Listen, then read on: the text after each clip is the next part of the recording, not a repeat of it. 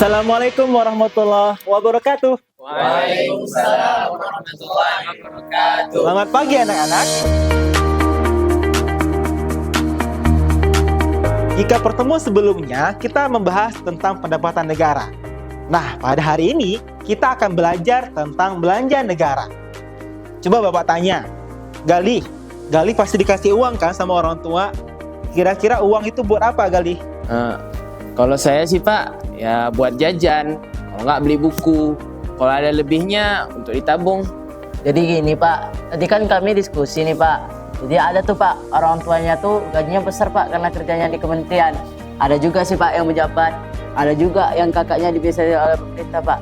Emang dana dari negara tuh berapa sih Pak? Kok banyak kali duitnya Pak? Nah, bertepatan dengan materi kita pada hari ini dan pertanyaan yang kalian lontarkan, kita akan membahas tentang belanja negara, terkhusus pada anggaran pendidikan. Nah, siapa nih di antara kalian yang tahu apa sih itu belanja negara? Ya Pak. Ya? Jadi Pak, menurut informasi yang saya baca, belanja negara merupakan suatu bentuk realisasi terhadap perencanaan kerja pemerintah dalam melaksanakan pembangunan. Jadi, aktivitas pembangunan ini baru dapat dirasakan oleh masyarakat ketika belanja negara telah selesai dilaksanakan, seperti belanja penyediaan infrastruktur, belanja subsidi, belanja dalam bidang pendidikan, dan sebagainya.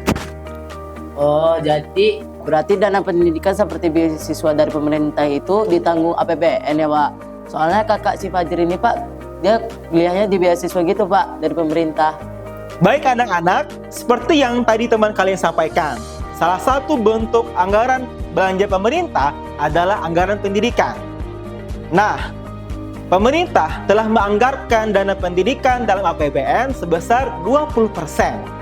20% ini merupakan amanah konstitusi, bahwasanya pemerintah wajib memberikan pelayanan pendidikan kepada seluruh warga Indonesia.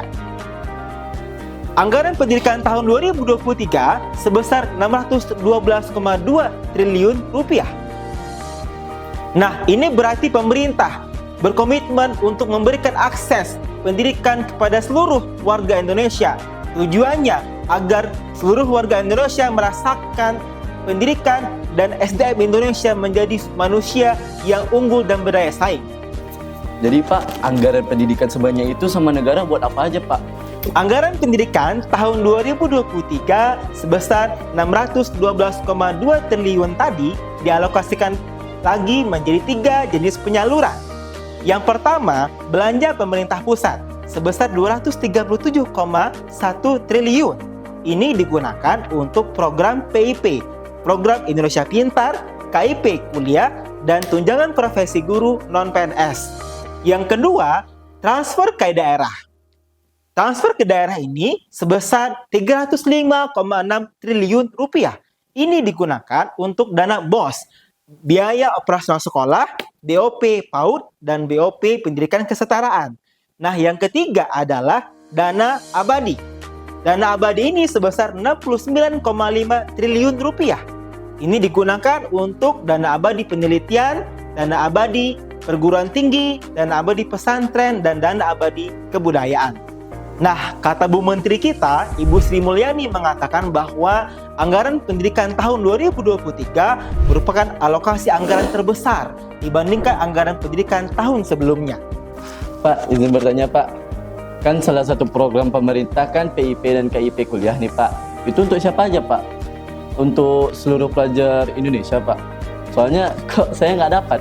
Nah, anak-anak, alokasi anggaran pendidikan sebesar 237,1 triliun tadi yang disalurkan lewat belanja pemerintah pusat, 233,9 triliun diantaranya itu digunakan untuk program Indonesia Pintar melalui Kartu Indonesia Pintar yang dialokasikan kepada 20,1 juta siswa, dan program KIP Kuliah yang dialokasikan kepada 994,3 ribu mahasiswa. Program PIP ini disalurkan kepada masyarakat miskin yang anaknya berusia 6-21 tahun. ini merupakan bentuk bantuan tunai pendidikan yang diberikan pemerintah kepada mereka agar bisa mengenyam pendidikan yang lebih baik. Kemudian Kartu Indonesia Pintar Kuliah atau KIP Kuliah merupakan beasiswa khusus yang diberikan pemerintah Indonesia kepada masyarakat pemegang PIP yang anaknya itu sudah lulus SMA, tetapi mereka tidak punya biaya untuk kuliah, tapi mempunyai akademik yang bagus. Nah, gimana Adnan? Setelah tadi Bapak sampaikan, kira-kira kamu memenuhi syarat sebagai penerima PIP dan KIP nggak? Kayaknya enggak sih Pak. Soalnya alhamdulillah orang tua saya masih bisa membiayai sekolah kuliah saya Pak. Tapi Pak, saya lihat di internet banyak yang mengatakan KIP kuliah banyak yang salah sasaran Pak. Soalnya banyak yang menjadikan KIP kuliah ini bukan untuk kebutuhan primernya Pak. Nah, anak-anak, disitulah letak peran kita sebagai generasi muda untuk menjaga dan melindungi uang APBN kita ini. Anggaran pendapatan dan belanja negara yang begitu besar tentu dikelola secara profesional dan sudah melalui mekanisme yang sudah ada. Dia direncanakan dan dilakukan oleh pemerintah sebagaimana apa yang sudah mereka rancang. Tetapi penyelewengan, misalkan tadi diselewengkan oleh pejabat, kemudian salah sasaran, itu semua tentu harus ada peran kita sebagai social control. Kita harus kemudian mengawasi dan menindaklanjuti kalau ada pihak-pihak yang kemudian menyelewengkan dana uang APBN ini.